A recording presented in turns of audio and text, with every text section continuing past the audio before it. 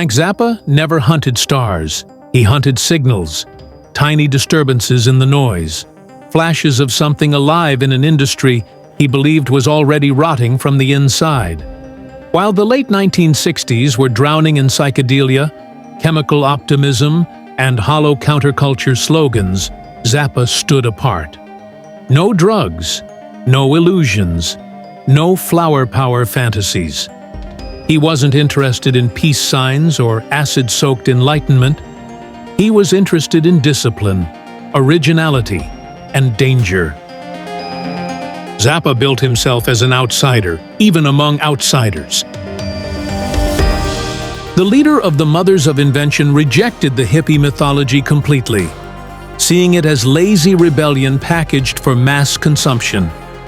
Where Woodstock celebrated intoxicated unity, Zappa saw creative weakness. He believed real subversion required precision, work ethic, and a ruthless honesty most of the scene simply didn't have. That mindset shaped everything he touched. By the end of the decade, Zappa wasn't just a musician, he was a gatekeeper, a filter, someone whose approval meant something precisely because he almost never gave it. When he co-founded Straight Records in 1969 alongside Warner Bros., the label didn't chase chart potential. It chased strange brilliance, artists who didn't fit. Musicians carving their own paths with no concern for radio polish or commercial safety. Old allies like Captain Beefheart. Singular voices like Tim Buckley. Left-field experiments like the GTOs and the Persuasions. This was not a hit factory. It was a proving ground. And then, early one morning, something went wrong. Or maybe, something went exactly right. Around 7 in the morning, inside Zappa's wooden house in Laurel Canyon, the silence shattered. Amplifiers screamed, drums rattled the floor, psychedelic noise poured through the basement. Zappa, half awake and irritated, dragged himself downstairs expecting confusion, maybe incompetence. What he found instead was a band playing like their lives depended on it. They were 12 hours early. Zappa had expected them at 7 in the evening. They showed up at dawn, loud, unapologetic, completely wrong on the schedule, completely right in attitude. The band called themselves Alice Cooper. At the time, nothing about them suggested future stardom. They were an acid garage outfit from the underground, playing chaotic, confrontational music to rooms that often emptied the moment they hit the stage.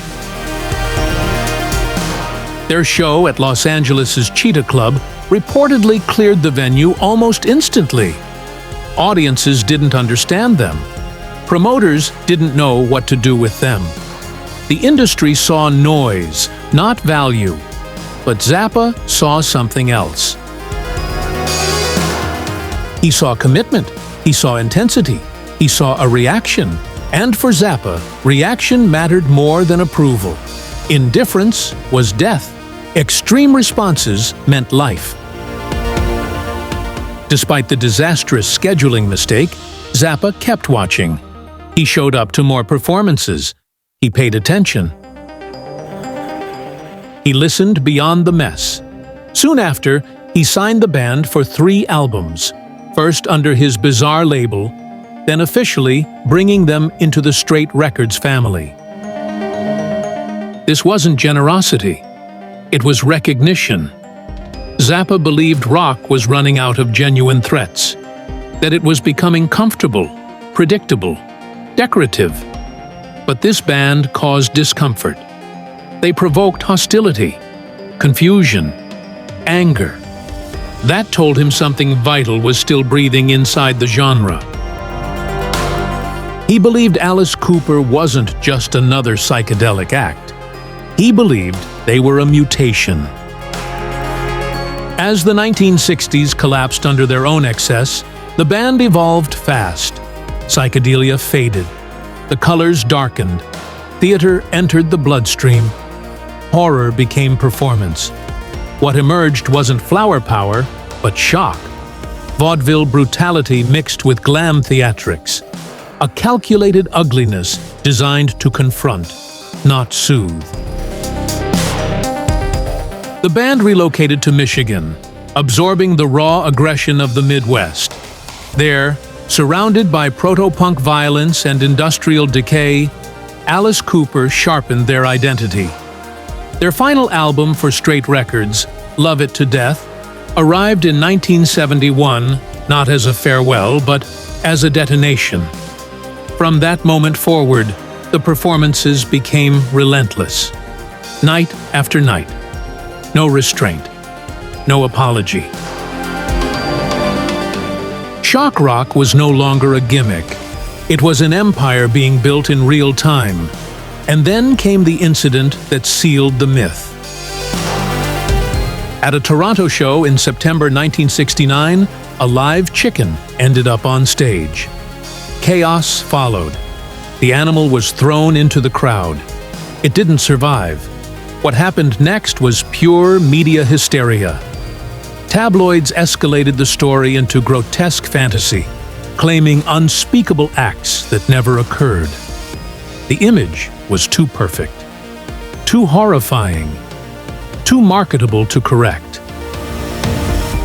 When the truth was quietly explained to Zappa afterward, his response was cold, calculated, and devastatingly accurate. He understood publicity better than most journalists ever would. He knew that reality didn't matter. Impact did. Once a monster exists in the public imagination, killing it only weakens the spell. From that moment on, the legend was irreversible. Alice Cooper became a symbol, a threat, a villain parents warned about, and teenagers worship. And through it all, Zappa's instinct proved flawless. He hadn't discovered a singer chasing fame. He had identified a force capable of surviving after the psychedelic dream died. While many of his contemporaries faded with the era that created them, Alice Cooper adapted, hardened, and endured. What began as an underground nightmare turned into one of rock's longest-lasting empires.